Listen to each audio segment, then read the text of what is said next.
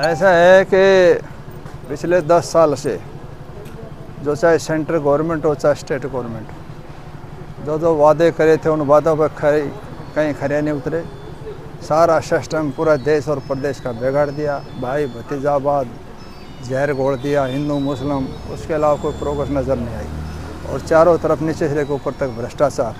मैं नहीं, चाहे जेजेपी हो, चाहे निर्दलीय हो, चाहे कांग्रेस ये अपने बीजेपी के हो, सारे निर्दलीय, सारे बीजेपी, सारे जेजेपी के जितने विधायक हैं सारे तंग हैं। हमारे से कई गुना ज़्यादा तंग हैं।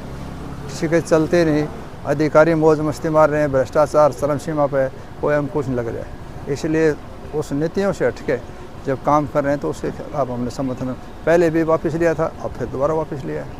क्योंकि 3 ने समर्थन दिया है कांग्रेस को, एक चौथा भी आने वाला था, तो उसको लेकर क्या करें? चौथा हर आदमी का अपना सेल्फ इंडिपेंडेंस खुद का फैसला है। चौथा भी आएगा और 4 तारीख का जो रिजल्ट आएगा उसके बाद में चाहे ट्रेन भर ले, सारे बीजेपी आने वाले तैयार बैठे हैं। सब कुछ तंग है, जनता तंग, नेता तंग, कोई खुश नहीं है। सिर्फ और खुश है तो सिर्फ अधिकारी हैं जो मौज मस्ती मारे। क्योंकि मुख्यमंत्री नायब सिंह सैनी बने मनोहर लाल की जगह, तो उसके बाद कहीं ना कहीं लगता है कि हरियाणा की राजनीति में कोई फेरबदल हो। देखो, पहली बात तो ये थी, अगर आप मेरे से समझते हो कि नाकाबिल आदमी को मुख्यमंत्री बना दिया, ये प्रदेश के अध्यक्ष के काबिल भी नहीं था। मैंने तो मनोहर लाल जी से कहा था कि ये आदमी तो फिटफोर नहीं है मुख्यमंत्री।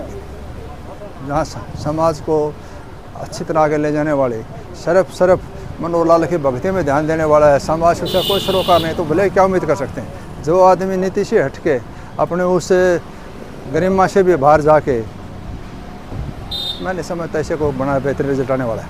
मुख्यमंत्री बदलने के कारण ही आपने ये फैसला लिया?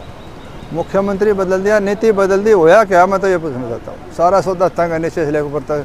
एजुकेशन का भी हिस्सा है, किसी चीज़ का बेड़ा गर्क होता चला गया। ऐसे तो देश और समाज का जिन लोगों ने कुर्बानी दे के देश आज़ाद, उसका सपना था कुछ बड़ा भी होगा, समाज में गरीब का हर एक का भला होगा, लेकिन सारा सौदा चौपट कर दिया। मंत्री के दावेदारी में थे आप, मंत्री बनना चाहते थे, कोई लोग लालच या आपको का दबाव? मंत्री कैबिनेट, इन्होंने राज्य का दर्जा तो मेरे को चेयरमैन तो बनाए रखा था।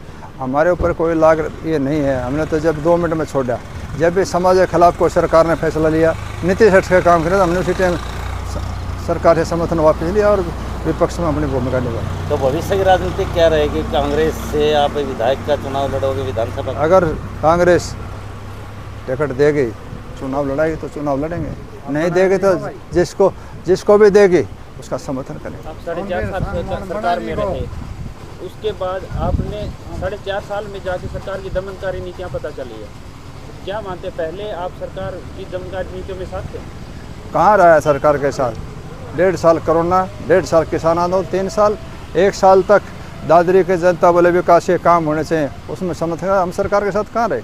मैंने तो कोई रही मलाई खाने की पूरा समाज को पता है। भ्रष्टाचार कोई उंगली उठाने वाला नहीं है। हमने तो बेलाग लपेट होके जब से होश संभाले, जब से लेकर अब तक अपने घर को फूंक के जनता की सेवा करिए।